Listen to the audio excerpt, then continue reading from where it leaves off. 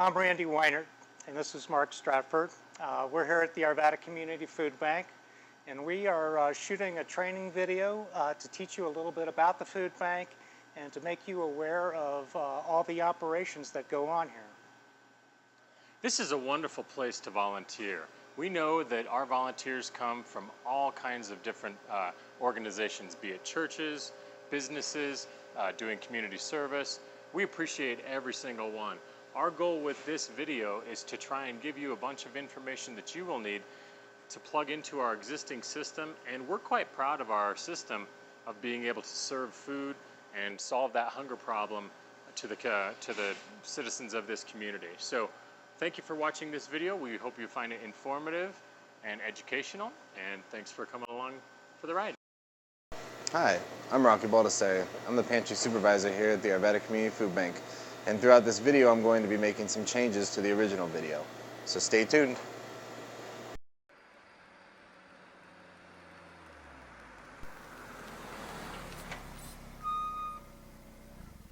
We're here in the receiving area, so I'd like to just take you a little bit about how we receive food here.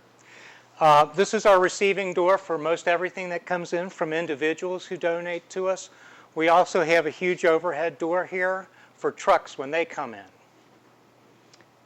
Everything that comes to the food bank has to be weighed, and we actually have two scales here. We have the small scale here, which we use actually as a backup, and we also have our big scale over here. And this is our primary scale. Everything that we weigh must be logged in and recorded, because that's how we track how much food is donated to us each year. We'll spend some more time over here talking about how we go through the recording process a little bit later. Once everything is weighed in, we have several ways to place the food in different areas. This is where we put all of our dry goods. We have pallets over here, and again, we're going to spend some time talking about how to arrange things on pallets later on as well. The produce actually winds up going over to another table, and we can talk about that a little bit later. But produce must be sorted the same day it comes in so that it's going out fresh to our clients. This is our sorting area here, where once the dry goods come in, we actually will train you as volunteers how to interpret the cans, the code dates, look for telltale signs of age, seeping, bulging, all of those kind of things to look out for. Now, when we have lots of produce, we like to put all of our produce in this fridge. As you can see, everything is off the ground on dollies. The reason for that is that way that we have good air circulation, and so it's for pest control. Nothing can be touching the ground. Everything needs to be up off the floor. The dollies make it so that it's easily movable in and out of the fridge area. In case you ever get stuck into a fridge, don't worry, we have these special safety latches. You just hit it here and it's going to let you out. This is the same with our big freezer and our other big refrigerator. So our second refrigeration unit is our freezer, codenamed Everest because it's the big one. And this is where we keep all of our meats, everything that needs to be frozen and kept cold. We sometimes have pizza and popsicles and all kinds of things in here, but everything that is brought in that has to remain below freezing temperature is brought into this area. All right, let's take a walk back into the other warehouse here. This section of the warehouse is actually our staging area for our client choice pantry. This is our other big refrigerator. This is our stockroom fridge. In this fridge, we like to store mostly eggs, milk, and any produce that we have. As you can see with this cooler, we also have everything off the ground. That way, it has good air circulation and pest control. With this cooler, we try to store all of our eggs and milk and any leftover produce. And we try to follow the first in, first out system. Things that come in first go to the front, and as we get new products, such as milk, it goes towards the back. That way we can get the product moving before it goes bad and our clients can use it before it goes bad. Our client choice shopping area is where clients come every day to select their food. Each morning, our warehouse volunteers stock these shelves with canned goods, vegetables, dairy, fruits, and even proteins. Everything is arranged by food category, and our volunteers are responsible for making sure that these shelves are filled every day. Besides stocking our shelves each morning, we also have volunteers who work in the Client Choice Pantry area that help our clients select the foods that they most want. The Arvada Community Food Bank has 5 different food programs. The Client Choice Pantry. We also have the Backpack Program for children in school. We have CSFP, which is Seniors Commodity Distribution. We also have TFAP, which is the Emergency Assistance Food Program, which is this aisle right here. And then finally, we have the mobile pantry that actually goes out to several locations and drops off food. Our other area that we sort food in is where we deal with all of our fresh produce daily. We bring everything over to these steel tables, and we check it daily to make sure that it's fresh and ready to go to clients. This is a large operation that many of you who are working in the warehouse will be working in. This is our backpack area of the warehouse on the southwest side of the building, and we serve approximately 1,200 to 1,300 kids every week out of this area. We actually use certain kinds of food in this area, and as a warehouse volunteer doing sorting, you will probably be asked to identify certain products that you will place into the backpack area for the kids.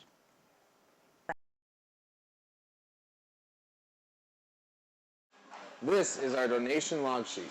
Anything that comes into the food bank for a donation needs to be logged into here, whether it be from a private person, from a food drive, or from a store, one of the many stores that we pick up every week. In order to fill this out, it's a Google Doc sheet, so there's no need to save. All you have to do is put in the date, the poundage, the name of the organization, this one's Natural Grocers, and the address of the organization or person. Now, to make things easier, if you receive a donation from a private person, you're going to fill out one of these donation sheets. Or if they don't want one, you just put it in as private. The donation sheet is then they get the yellow copy, and we keep the white copy and put it into the completed donation slips area. Now, if you receive one of these, even if you have their name, it would be best if you put the name of the organization down as private.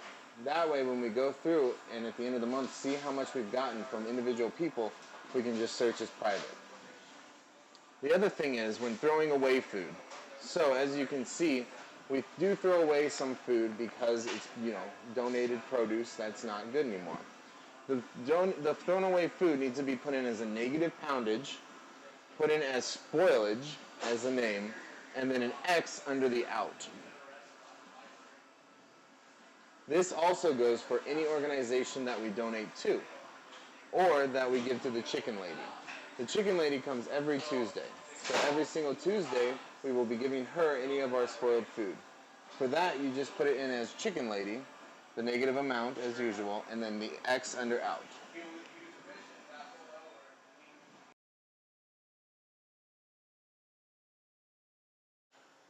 First thing to always know when working in this warehouse is that you have to have closed-toed shoes. No open-toed shoes in the warehouse. It is very dangerous. These pallet jacks are very heavy. They're industrial use, and you don't want to run over your foot. The pallets themselves weigh between 35 and 55 pounds, and if you ever got your foot caught underneath that pallet, it would do a lot of damage to your toe. That is one of our rules that we enforce strictly here. So I want to take just a minute to talk about how to properly use a pallet jack. The pallet jack, they're all about the same even though they look a little bit different. The handle of the pallet jack is a little bit confusing the first time you go to use it. And there are essentially 3 different positions in order to operate it. Right now is the neutral position. You can raise it up like that, which will lower the lift. And then if you push the handle forward is where you can jack the load up. And I'll do that again so that you can see it relative to the load. So in this position right here, if you were to flick your fingers forward, that's the position you need to be in order to jack the load up off the ground. From there, you can pull it back to the neutral position, and it's not going to jack. It's free, which is nice because it allows you to move the pallet. The last position on the pallet then is when you pull the handle towards or up, which will let the pallet down. It's a good idea if you've got people around you to let them know that you're letting the pallet down. And if you squeeze gently, it will let the pallet down nice and slow. Okay, so just as a quick review, in order to jack, push the handle forward, lift up, then you can move it to a neutral location where you can pull, and to let it down, pull the handle towards you. All of our pallet jacks are like that. Okay? Okay, so I want to talk about pallets a little bit because this is a warehouse. We bring in a lot of food on pallets. And if you are a warehouse volunteer, you'll have to move food on pallets. We've already covered the pallet jack, but there are a few different pallet types that we have here that you need to be aware of and how to move them and store them properly. This is a dangerous situation right here. The pallet on end or resting up against something is dangerous.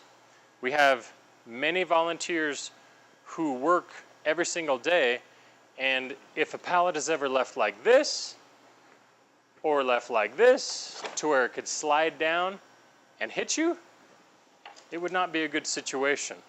So we always want to stack pallets like they are back here for your safety and for other safety. And this pallet here weighs about 55 pounds. So if you're not strong enough to lift 55 pounds on your own, get some help. Otherwise, right like that,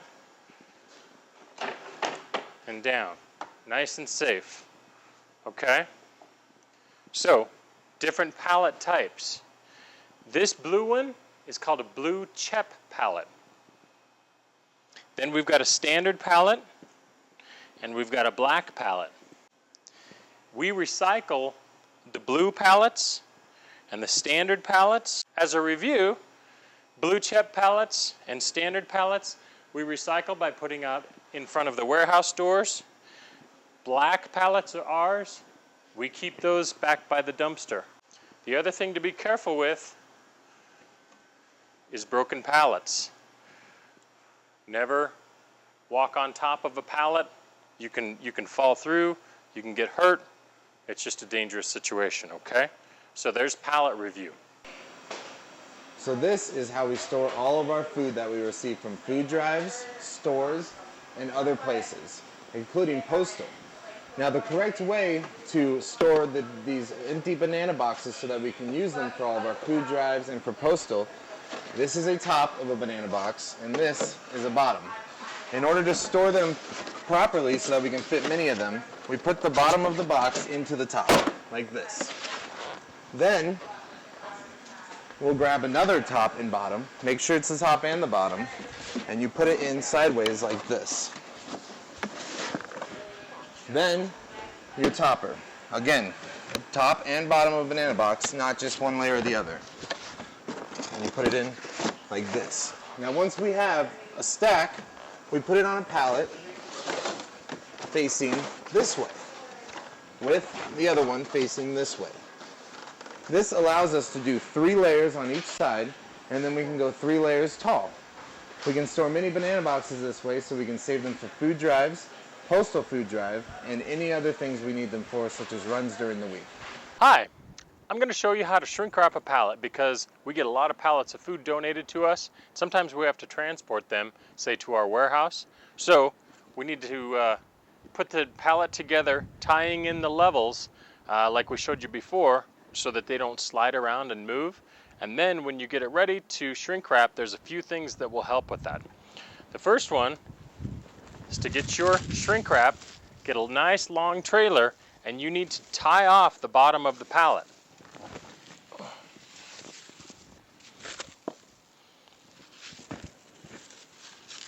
One or two knots should do it. And then from there, I like to use gloves when I'm wrapping a pallet because these rolls can kind of hurt. So then from there, the key to stretch wrap is to stretch it tight. The tighter it is, the more compact it makes the pallet. And here's where we get dizzy. Around low to begin with, go all the way around. And then you can work your way up the pallet.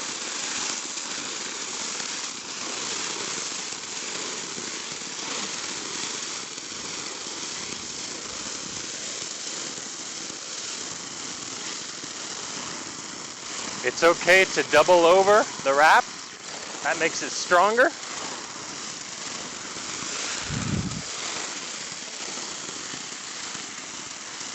And when you get ready to cut, you can either cut it with a knife, or sometimes on the corner of a box, just go like that. Okay? Nice, tight, shrink wrap pallet.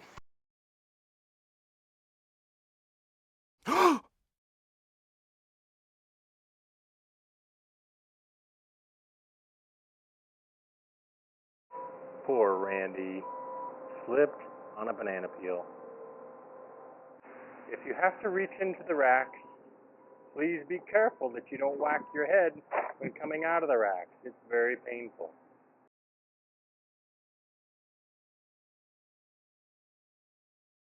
All right, so we're going to talk a little bit about what happens to food once it's weighed in. Most of the time, much of our food comes in from individuals, families who have been to the store, or perhaps have got a little bit of extra food, and they will want to just bring it here and drop it off. We weigh it, and then we're going to stack it over here. Normally, the pallets wouldn't be stacked like this. They'd be on the floor, but just for demonstration purposes, we'd like you to get a banana box, something that we've got a lot of. Take your items, put it in the banana box. Doesn't have to be real orderly or anything like that. We'll continue to fill the banana box up until it's full. Now, we don't want to overfill. We don't want to go over the level, but we'll continue to get banana boxes with additional items. If you can see, this item actually sticks up above the edge of the carton, which makes stacking it a little bit more difficult, you can see, and that's not going to work very well. So large items you may want to put someplace else, or you can lay them down inside. And you'll notice that I put one this way and one box this way. That way we can set this up so that different boxes can be put on here, spread out a little bit so that they're nice and easy. Containing all of the food and the bags within these also then allows us to put second levels on without danger of it actually tipping over. Or even like this. If you're very careful with it, you can put it on like that. We do this because once we get a full pallet, you can imagine how heavy this is and how easily the boxes can tip over and fall off. So stacking and containing the food is very important for safety. So we have two main types of boxes in the food bank, and each box is for a specific purpose. Our banana boxes here, we always have banana boxes. They're a great sturdy box that we use for containing all the food that comes in the bags. This food has a tendency of going all over the place unless we're able to contain it, just as Randy indicated, and then that allows us to stack up nice and high so the food doesn't spread out. banana boxes work wonderfully for containing the thousands of pounds of food that are donated every month. And if you need more containment so that your boxes stack, come back to your banana section and restack, because it will come in faster than you can imagine at times. The other type of box that we have is for another specific purpose right here. We've got these small boxes, either a donut box or a bread box with a pink or yellow label, and these boxes work particularly well for collecting food drives. They're small, but they're sturdy and they're strong, and again, it allows us to compact the food and stack it up high. We store these boxes at the back part of the warehouse on a stack I'll show you right now. And again, for storage purposes, we break these down flat and we stack them up here. So here's a pink box, another pink box, yellow. These boxes are fantastic. We give these boxes to our drivers who go out and pick up the food drives in the fall. Schools and businesses pack their food in these boxes and then return this food to us in these nice small boxes that are easy to carry. Oftentimes, if we don't provide these small boxes, the boxes that the company or the school or the organization chooses are too big and the load is just too heavy for us to carry. So these boxes are very valuable and they're stored right here. These 3 pallets right here are perfect examples of how we need to stack the boxes that we save, the pink and the yellow boxes, and you'll notice that they're tied in from level to level. That ensures safety, but you can also see how much food we process. So again, here's 3 pallets of properly stacked food.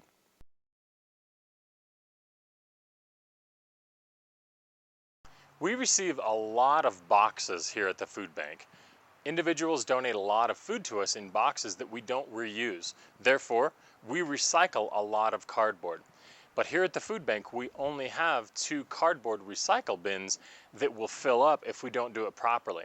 So what we need you to do is take all of the boxes that are not the standard size, not the yellow, not the pink labels, make sure and break those down inside, and then put them nice and flat inside the dumpster.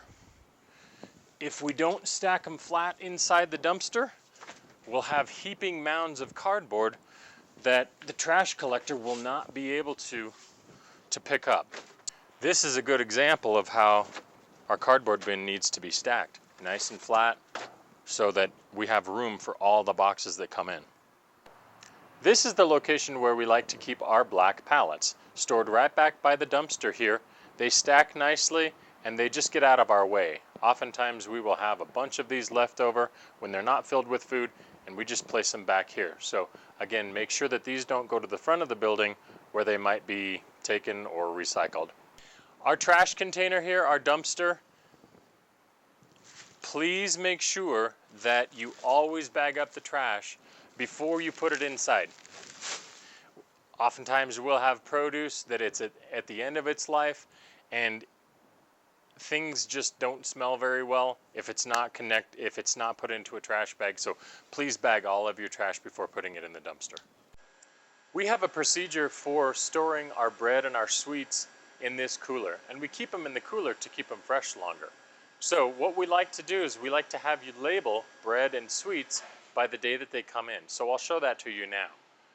You can find labels and a pen right on the cooler here, labeled bread and sweets. So I'll walk that through with you right now.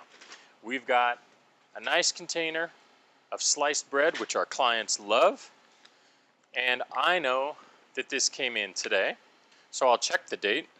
I'll look at the bread column and I'll say 9/5.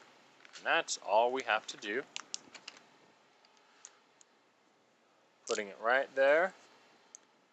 And then that goes right in the cooler which then makes it easy for our volunteers to know what date and what type of item to put out. It's a little tall.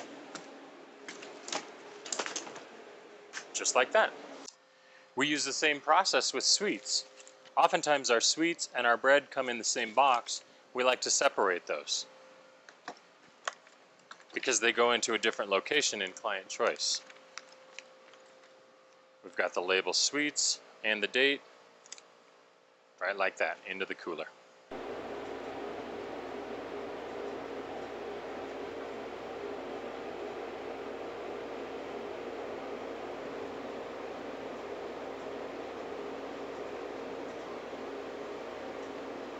So we're outside. This is the receiving dock doors for all of our big donations that we receive. As you can see right here, this is our after-hours food donation drop-off. Every morning, this should be checked and see if anyone donated some food over the night. If they did, put it in the computer as you would log anything else in and put it in as private. Over here, we stack all of our milk crates.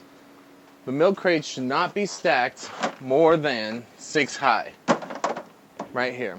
The reason for that is because if we stack any higher, we are not able to fit them on our truck. So 6 high is perfect. If you have more milk crates than that, then start another pallet. Over here we have more milk crates, but these are different milk crates. These are Dean Foods milk crates. They must be stacked all together with no of the other milk crates on them. These are returned to King Soopers. So all Dean's Food milk crates go to one of our partner organizations. They have to take them back every couple of weeks, so please put all of them on there. As you'll see, this is a black milk crate, but it is a Borden milk crate, not Dean Foods. So this would go with the other non-Dean Foods milk crates. Another Borden. So please, only Dean Foods on this stack right here. This is how we store all of our bread crates. As you can see, you usually receive bread crates like this, where the bread is on them. But when we stack them like this. That way, we can store a lot more of them and it's not as tall. This is a part of a broken pallet. Please, if you see any of these parts lying around, throw them away in our big dumpster. If these are lying around and we try to use the forklift, it can screw up the wheels on the forklift.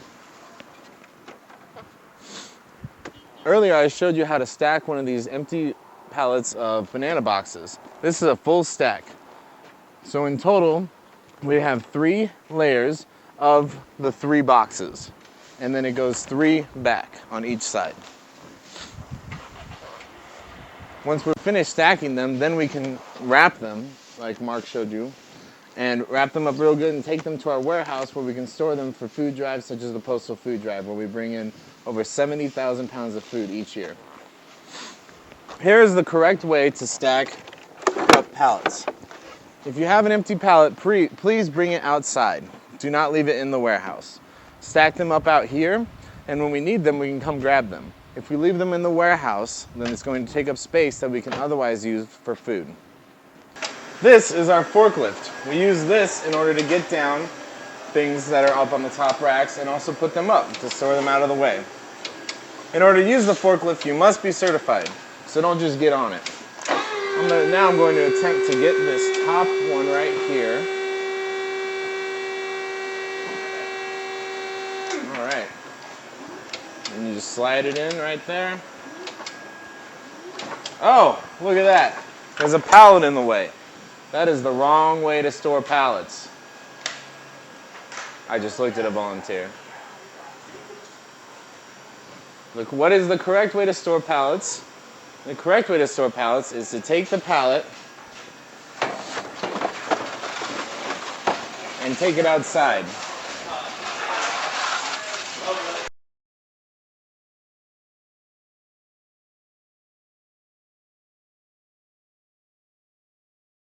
Located by the sink area is a very important thing for you, is our first aid kit.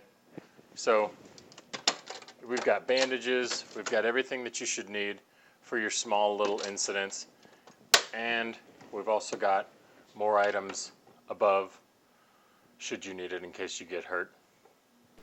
We want your volunteer experience to be as safe as possible here. So, in the event that you get injured, please notify one of the staff as soon as possible. We will have you fill out an incident report in order to protect you and the food bank. And then please seek medical attention as soon as possible, within 1 or 2 days. Over here, along with our first aid supplies, is also our cleaning supplies. We have hand soaps, Windex, Clorox, all the cleaning supplies you need, including all the wipes up here. And here is rubber gloves, sponges, and then we have dishwashing soaps.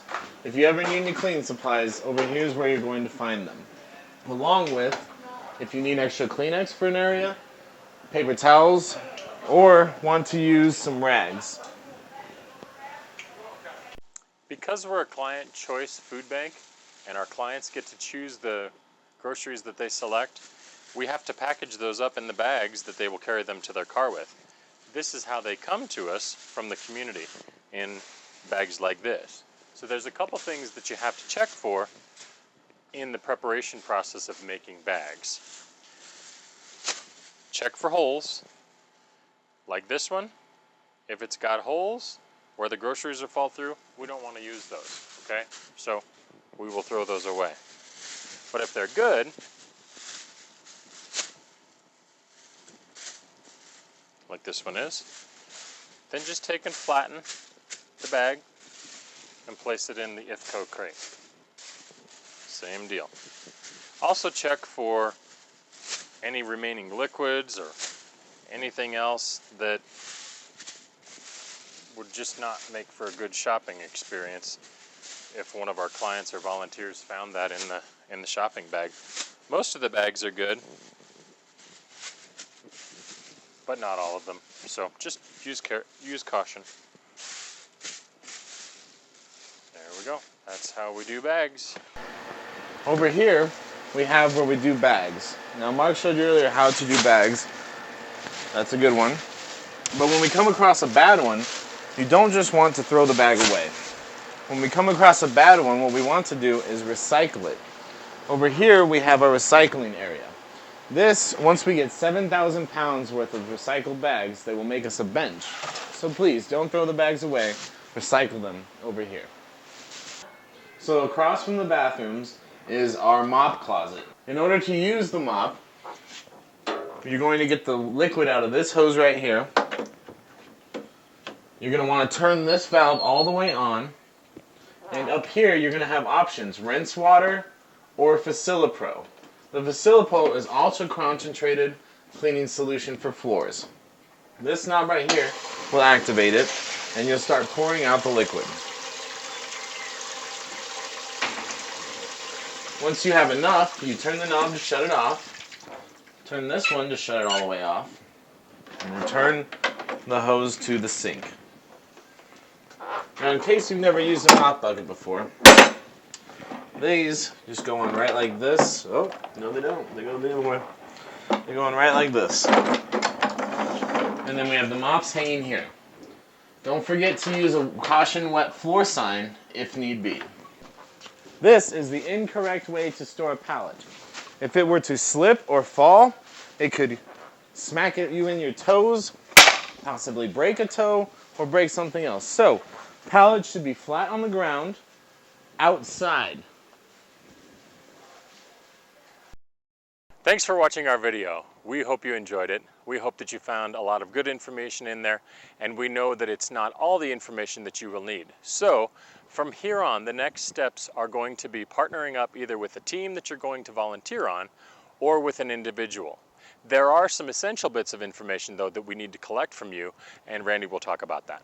Yeah, just like any place of business, we do have paperwork and forms that need to be filled out. As a new volunteer, you're going to be asked to apply, and we call that our volunteer profile. That information will be available on paper or perhaps in the near future via the internet. We enjoy meeting you, and we'd like for you to come in and so we can learn a little bit more about you and get to know you and see that we put you on the right shift with the right people doing the right kind of job. We also have several other pieces of paperwork, a confidentiality agreement. We work with folks whose backstories are sometimes important to keep private, so we ask for a confidentiality statement. And finally, we also have a waiver form that we use that also includes a photography waiver so that we can take wonderful pictures of you working as a volunteer. Once we have those things in place, we'll work on placing you with, as Mark said, a team or an individual to shadow and work with. And that's where your real training will begin to kick in, and you'll begin to understand these processes a lot better. Very good. Thank you for watching, and we will see you soon.